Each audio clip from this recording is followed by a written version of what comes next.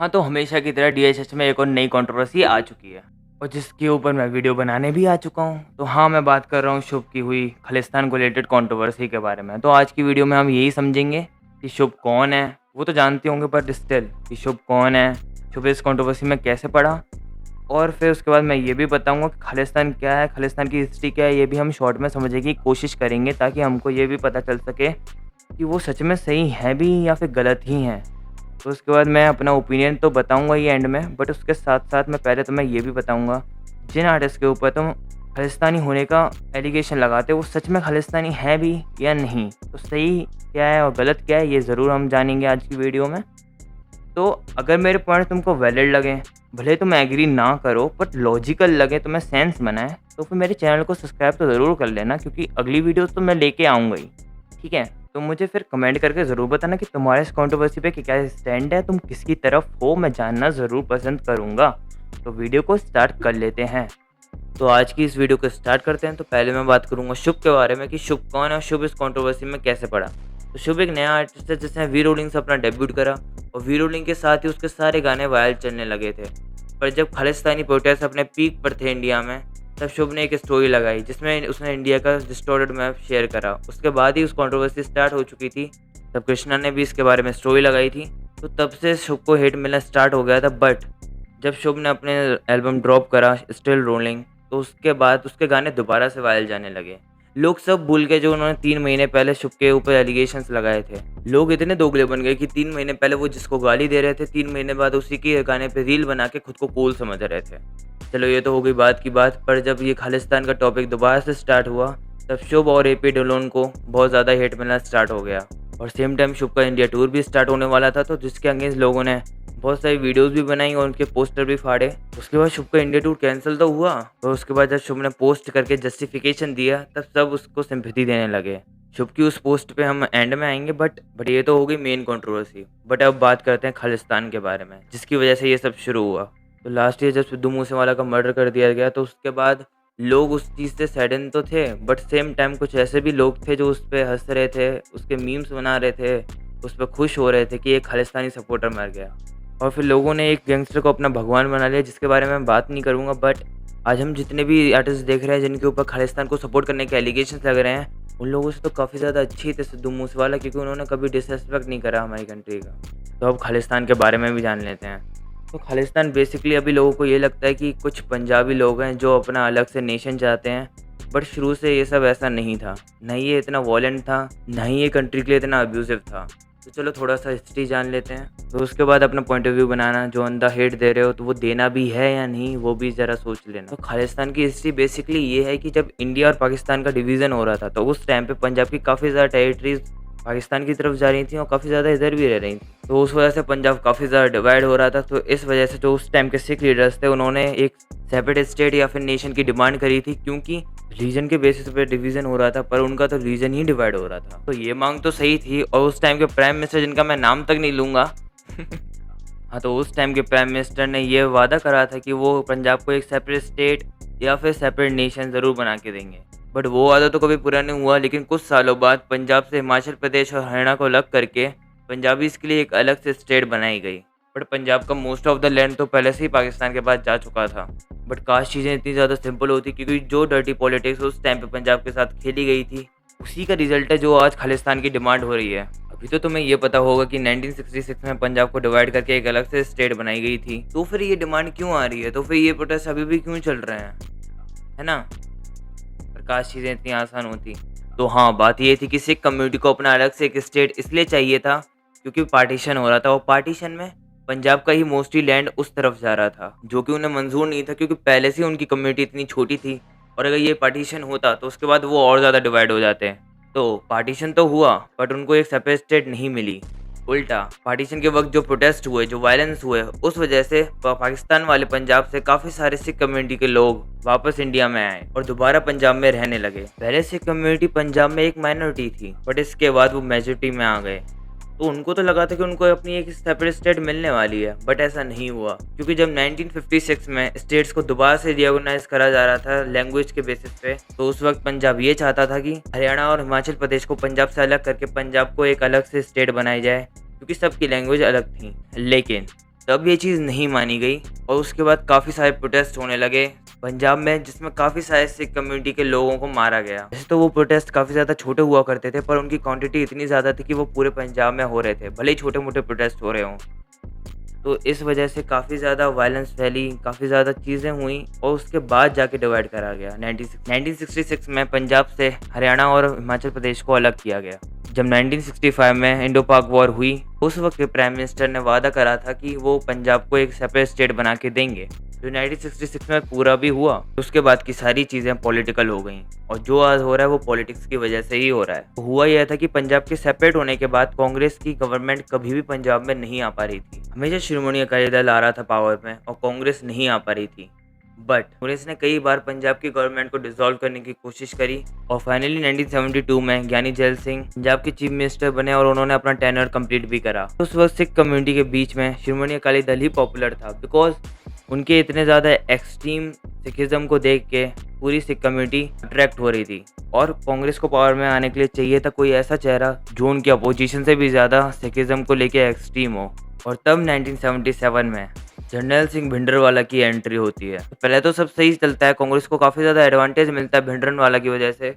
But कुछ time बाद 1981 में जब भिंडरवाला अपना ही कल्ट बिल्ड करने लग जाता है और कांग्रेस के अगेंस्ट हो जाता है, कांग्रेस को समझ आने लगता है कि ये अब उनके हाथ में नहीं रहा, ये सब उनके हाथ से बाहर निकल चुका है। जिनको उन्होंने अपने एडवांटेज के लिए लाया था वही अब उनके गले का कांटा बन चुका है। और तब आता है हमारा मोस्ट इम्पोर्टेंट रीज़न इस खालिस्तान कॉन्फ्लिक्ट को लेके, 1984। तो तब 1984 में भिंडरवाला अपने लोगों के साथ गोल्डन टेम्पल के अंदर होता है। तब की गवर्नमेंट भिंडरवाला को मारने के लिए लॉन्च करती है ऑपरेशन ब्लू स्टार, जिसके अंदर भिंडरवाला का तो असैसिनेशन कर दिया जाता है।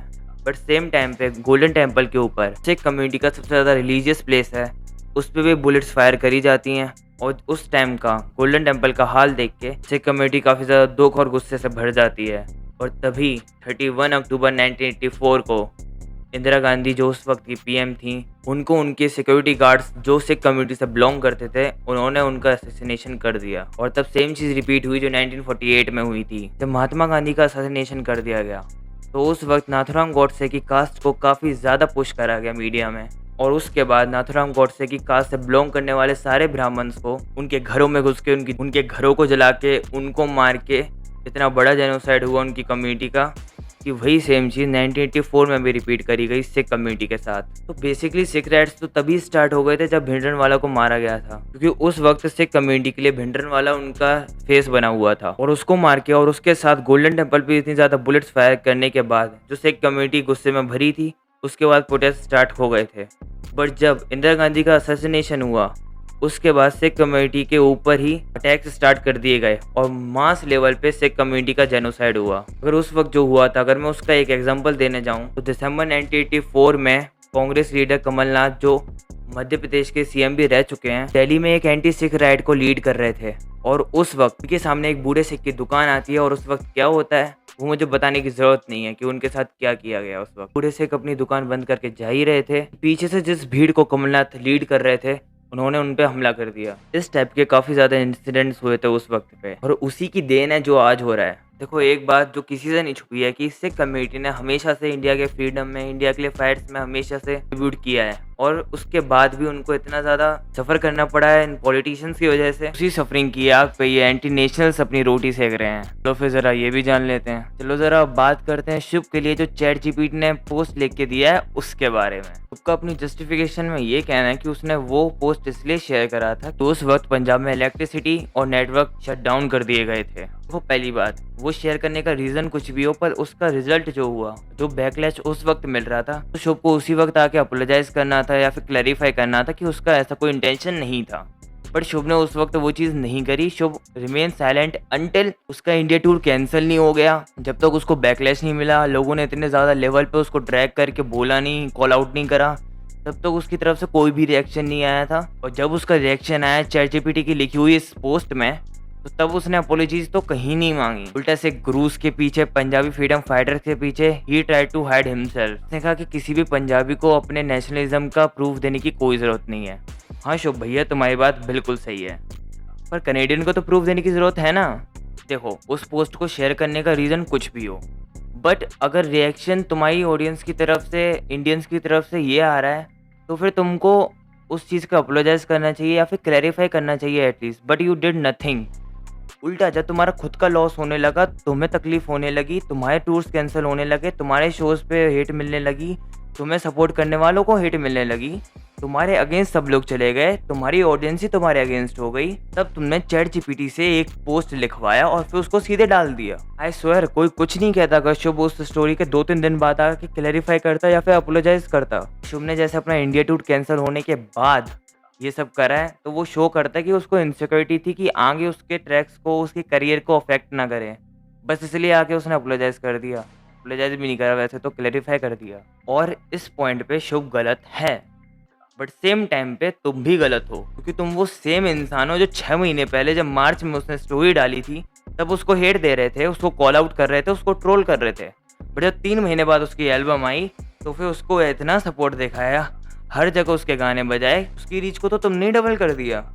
उसके गानों को तुम यूज़ करते हो कूल दिखने के लिए, फिर दूसरी तरफ जाके तुम उसी को ट्रोल करते हो। मुझ में ये वीडियो बनाने की हिम्मत है क्योंकि मैंने आज तक शुभ का कोई भी गाना अपनी स्टोरी पे नहीं लगाया, पोस्ट पे नहीं लगाया, शेयर नहीं करा, इवन मैंने सुना भी नहीं खुद से जाके। जब तक इन मीम पेज वालों ने जो आज उसको ट्रोल कर रहे हैं, उन्होंने उसको ओवररेटेड नहीं बना दिया। देखो तुम एक सिंपल सी बात समझने की कोशिश करो कि शुभ गलत है इस पॉइंट पे कि उसने ये चीज़ शेयर करी, बट तुम खुद भी गलत हो क्योंकि तुमने ही उसको इतना आगे पहुंचाया है, तुमने उसको उस लेवल पे पहुंचाया है कि वो कुछ भी करे तो वो गलत बन जाए। वो तुम्हारी वजह से हुआ है क्योंकि उस सेम टाइम पे बिग बर्ड ने भी स्टोरी लगाई थी, बट उस वक्त तो किसी ने कुछ नहीं करा। अभी बिग बर्ड को कोई भी कॉल आउट नहीं कर रहा है। क्यों? क्योंकि वो वायरल नहीं चल रहा है, शुभ वायरल चल रहा है। और शुभ किसकी वजह से वायरल चल रहा है? हमारी वजह से। हमने उसके गानों को वायरल करा, हमने उसके गानों को यूज़ करा। शुभ गलत है, शुभ अपनी जगह गलत है, बट तुम खुद भी गलत हो, ये चीज़ समझो। यंगस्टर्स भी काफ़ी टाइम से इंडिया को गाली देते आ रहे थे, ठीक है। जब पुलवामा अटैक हुआ तो उस टाइम पे भी उन्होंने हेट फैलाई थी उस चीज़ को लेके ट्विटर पे, अगर पता हो तुम्हें तो। बट आज तुम ही उनके गाने सुनते हो, सेम टाइम पे शुभ को भी क्रिटिसाइज़ करते हो। ऐसे नहीं चलता है। तुम्हें एक तरफ से लॉयल रहना है और दूसरी तरफ से नहीं रहना है। और मैं अच्छे से जानता हूँ कि अभी कौन सा पॉइंट मेरे सामने आने वाला है कि शुभ तो इंडिया से बिलोंग करता है ना, यंगस्टर्स तो पाकिस्तान के हैं, उनसे क्या ही एक्सपेक्ट करें। बात यह है कि दोनों ही इंडियन नहीं है। शुभ कैनेडियन है और वो पाकिस्तान से हैं। मैं ये नहीं कह रहा कि शुभ को हेट मत दो, या फिर मैं ये भी नहीं कह रहा कि यंगस्टर्स को सुनना छोड़ दो। बस खुद को धोखा देना छोड़ दो, खुद को गलतफहमी में रखना छोड़ दो कि तुम नेशनलिस्ट हो, तुमने सब कुछ कर लिया, तुम किसी एंटी नेशनल को सपोर्ट नहीं करते। तुम करते हो, तुम जानते नहीं हो पर तुम करते हो। मैंने खुद देखा है ऐसे क्लाउन्स को जो सिद्धू मूसेवाला के मरने पे हंस रहे थे और उसके बाद एक गैंगस्टर को अपना बाप बना के रख रहे थे, बट सेम टाइम पे वही गैंगस्टर के पीछे वो शुभ का गाना लगा रहे थे, वो भी वो वाला जो उसने उस स्टोरी को डालने के बाद निकाला। तुम खुद दोगले हो। अगर तुम्हें नेशनलिस्ट बनना ही था तो तुम तब बनते ना, जब शुभ के गाने तुम शेयर कर रहे थे, तुम ऐसे बजा रहे थे। हाँ ठीक है कि तुम्हें नहीं पता था, बट शुभ ने ये स्टोरी मार्च में डाली थी। मार्च के बाद शुभ की एल्बम आई जिसके 4-5 गाने वायरल चल रहे हैं। किसकी वजह से? तुम्हारी वजह से। कैनेडियंस को पंजाबी नहीं आती, तुम्हें खुद नहीं आती, तुम कूल बनने के लिए सुनते हो, ये एक्सेप्ट कर लो तुम। तो इन दी एंड मेरा बस इतना ही कहना है कि तुम करो सपोर्ट, ठीक है। तुम्हें सुनना है यंगस्टर्स को, सुनो। शुभ को भी सुनना है, सुनो, बट सेम टाइम पे तुम ये ड्रामा मत करो कि मैं नेशनलिस्ट हूँ, क्योंकि अगर तुम्हें नेशनलिस्ट बनना था तो जिस वक्त शुभ ने स्टोरी डाली उसके बाद तुम उसके गानों को ऐसे शेयर नहीं करते, वायरल नहीं करवाते, ठीक है। यंगस्टर्स और शुभ दोनों ही गलत हैं, और अगर तुम दोनों में से किसी एक को भी सुनते हो तो तुम खुद भी गलत हो, तुम नेशनलिस्ट नहीं हो। बट हाँ, अगर तुम यंगस्टर्स को सुनते हो और तुम शुभ के अगेंस्ट हो तो तुम अपनी जगह सही हो सकते हो, बट ये नेशनलिस्ट वाला ड्रामा मत करना। बस मैं एनालाइज करते करते कैसे रोस्टिंग पे उतरा है मुझे खुद नहीं पता चला, बट या तो आगे बात करते हैं।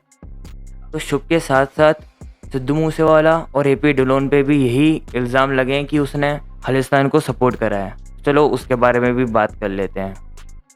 तो पहले हम बात करते हैं सिद्धू मूसेवाला के बारे में। तो सिद्धू मूसेवाला पे इसलिए इल्ज़ाम लगता है क्योंकि सिद्धू मूसेवाला ने पंजाब में मदरलैंड के नाम से एक गाना निकाला था जिसमें उसने भिंडरन वाले की इमेज को यूज़ करा था, और उसके बाद भी काफ़ी सारी चीज़ें हैं जो लोगों को लगती हैं कि वो नेशन के अगेंस्ट जाती हैं, इसलिए वो एक खालिस्तानी है।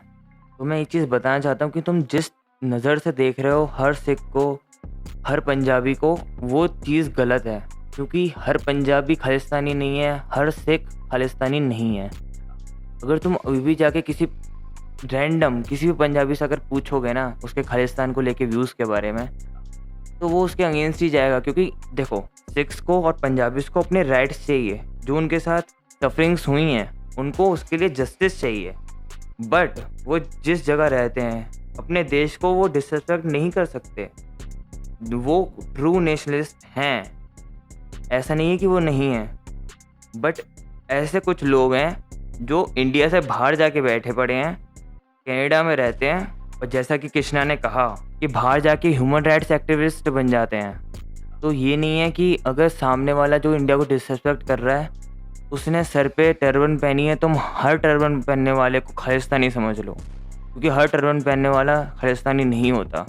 जो भी तुम्हें खालिस्तानी मिलेगा वो इंडिया के बाहर ही मिलेगा मोस्टली। क्योंकि इंडिया के पंजाब में रहने वाले मोस्टली लोग नेशनलिस्ट हैं, और वो खुद ऐसे लोगों को हेट करते हैं जो उनकी कम्युनिटी का नाम यूज़ करके, उनके स्टेट का नाम यूज़ करके इंडिया को डिफेम कर रहे हैं। क्योंकि सेम टाइम पे वो पूरी कम्युनिटी को रिप्रेजेंट कर रहे हैं। जो उन्होंने चीज़ लगा रखी है वो पूरी कम्युनिटी को रिप्रेजेंट करती है, और ऐसी इमेज बनती है। जो शुभ ने अपनी पोस्ट में कहा कि हर पंजाबी को खालिस्तानी की नज़र से देख रहे हो, तो ये कहीं ना कहीं उन लोगों की वजह से ही बना है, इंक्लूडिंग शुभ। क्योंकि इन्होंने जैसी चीज़ें करी हैं इंडिया से बाहर जाके, वो लोगों के दिमाग में पंजाब को लेके यही इमेज बनाता है। और रही बात सिद्धू मूसेवाला की, तो मैं दोबारा यही कहूँगा कि पंजाब में दो टाइप के सिख हैं।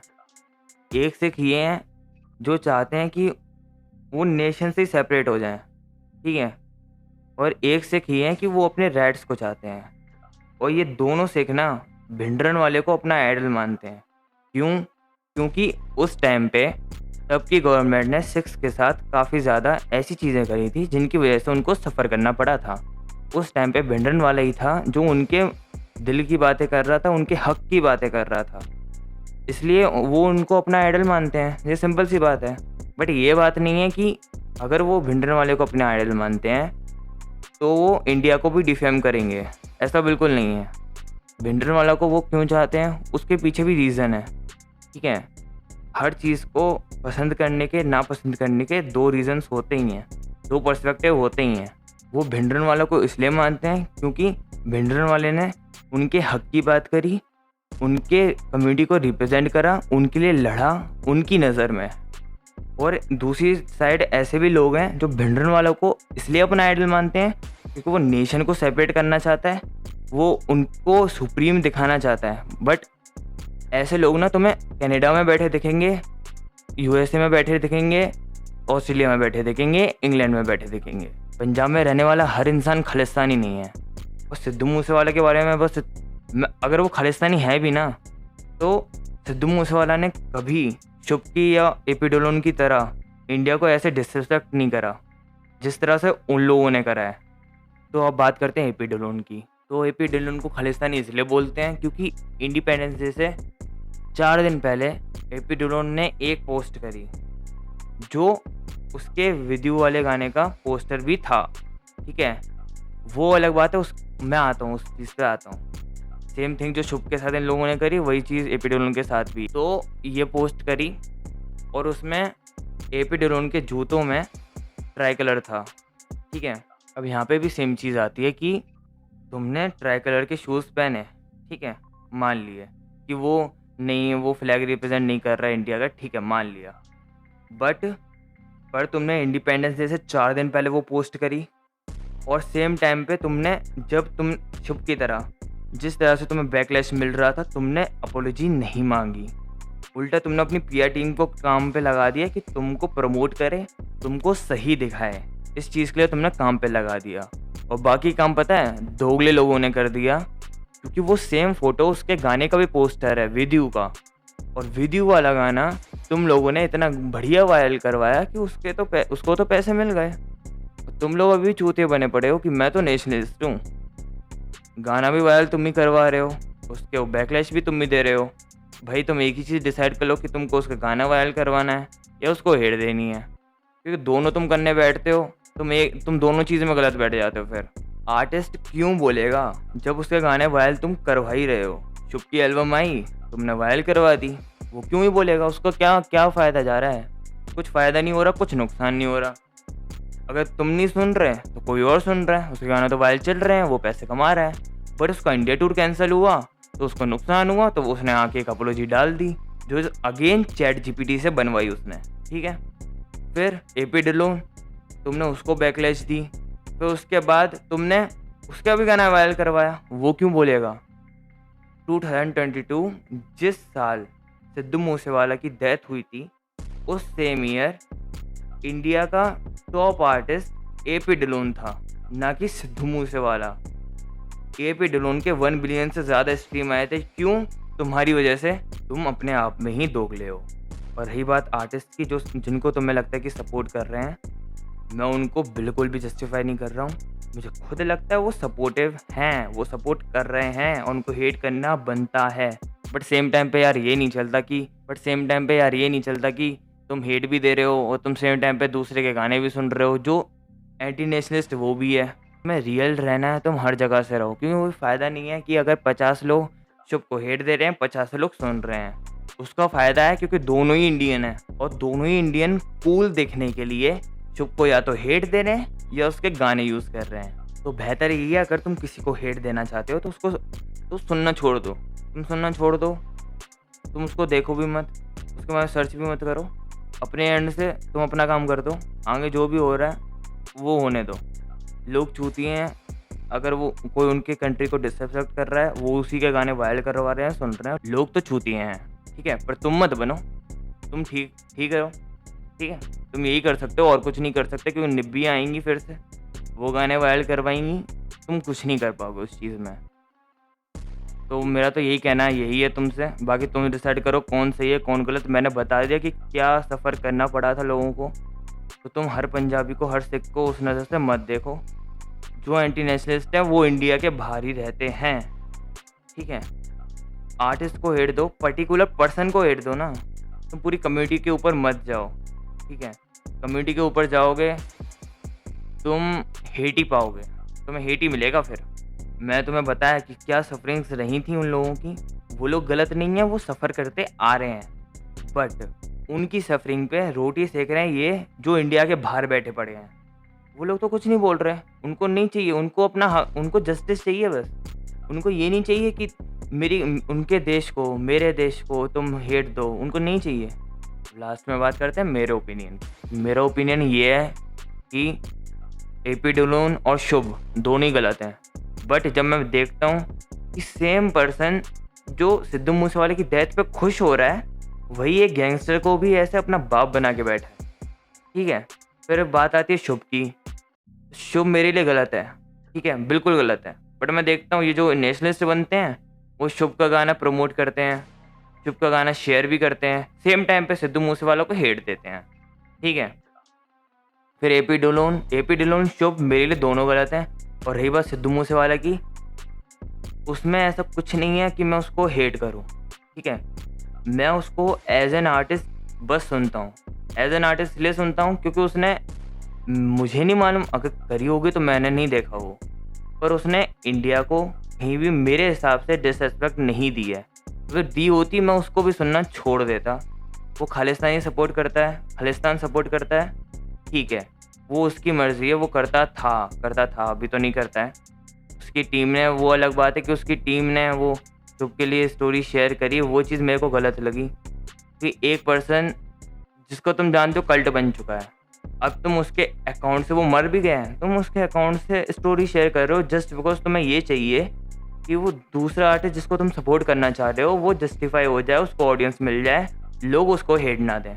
तो फॉर मी, अगर तुम्हें मेरी स्टेटमेंट में गलत लग रहा होगा कि सिद्धू मूसेवाला को हेट करने का कुछ नहीं, उसने इंडिया को डिसरिस्पेक्ट नहीं करी है, तो खुशी खुशी मैं डिस्क्रिप्शन में अपना इंस्टा का लिंक दे दूंगा, तुमको आईडी दे दूंगा, मुझे डीएम करके बता देना कि अगर तुमको ऐसा कुछ पता हो कि उसने हेट दी है, डिसरिस्पेक्ट करी है, मेरे को बता देना।